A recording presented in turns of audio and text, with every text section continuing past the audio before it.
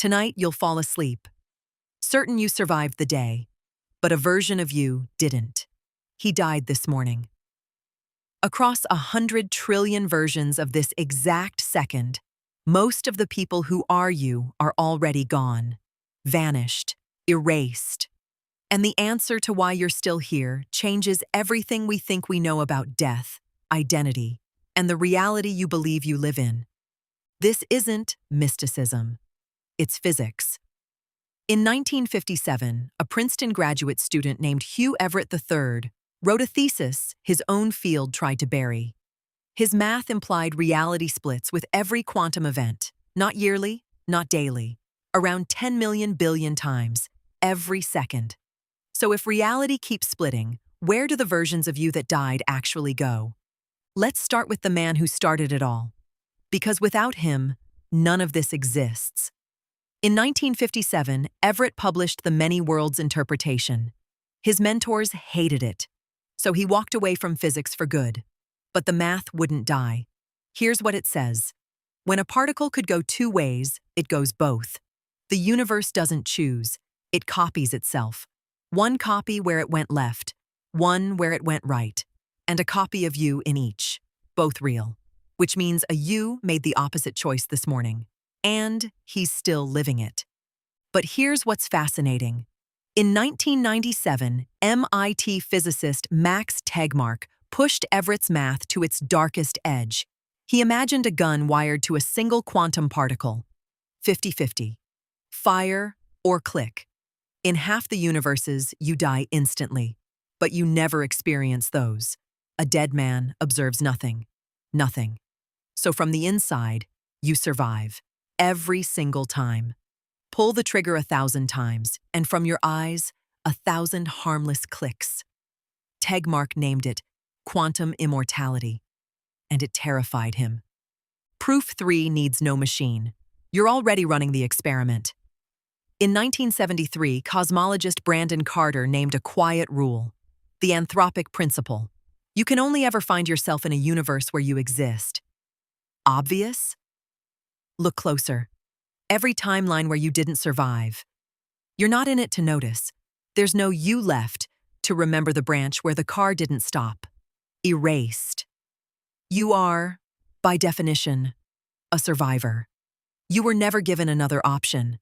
So how many times have you already not made it? Start counting. The car that swerved. The test that came back clean. The flight you missed. Statisticians call it survivorship bias. You only ever audit the lives that continued. Now scale it across decades. Hundreds of moments where the coin could have landed the other way. In this timeline, every coin came up alive. Everyone. An unbroken streak that's small shouldn't exist, unless something is selecting for it. You've been told you're lucky to be alive. That's the comforting version. But what if luck has nothing to do with it? What if you survive only because the you who didn't can't be here to argue? We call ourselves survivors. Maybe we're just the ones still talking. Proof 5 is your birth. Dr. Ali Benazir once ran the numbers on you existing at all. The right parents meeting, the right cell, the right moment, generation after generation, unbroken. His estimate, 1 in 10, followed by 2.5 million zeros. Effectively zero. A number so small, it shouldn't have happened once. Yet here you are, reading this, in the one branch where every impossible thing went right. Almost as if you only ever wake up in the timeline that worked. But here's what's fascinating. In 2009, researcher Fiona Broom noticed thousands of strangers sharing the exact same false memory. A film that doesn't exist. A line never spoken. A spelling that was never real. Science calls it confabulation, a shared error, but the believers ask a harder question. What if the memory isn't wrong? What if you carried it across from a branch that no longer exists? A leak. A version of you died in that timeline and left the memory behind in this one.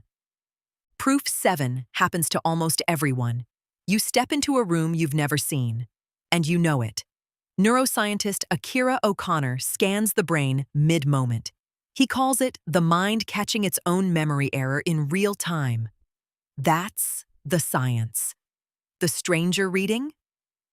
You're not remembering the past. You're remembering a branch, a moment, a different you already lived. Already. The echo of a timeline that split off, ran ahead, and ended.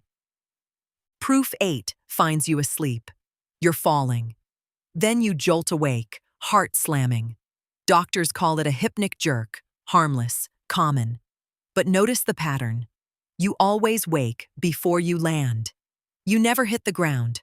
Not once. Not ever. Never.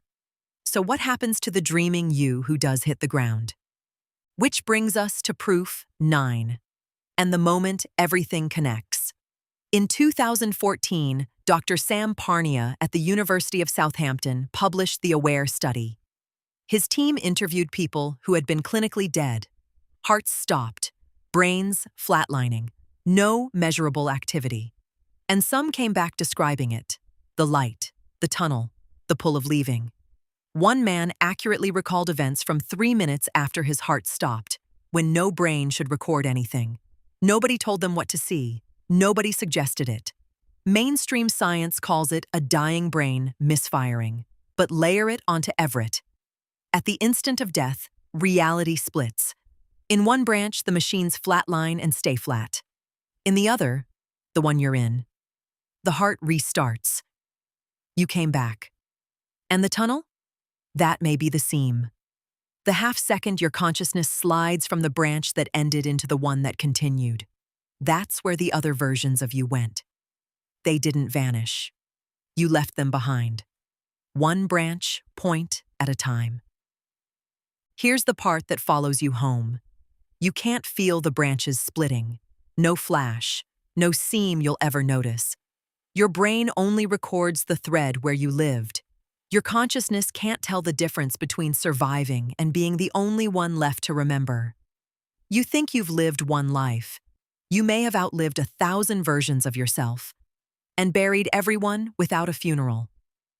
What do you think?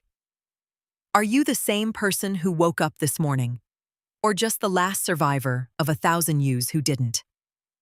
Next, we're tracking where those dead branches actually go, and why a growing number of physicists now argue your memories may outlive your body, and what that means for the one thing you were sure ended at death. Subscribe so you're here when we open that door, and drop it below. Same person or last survivor?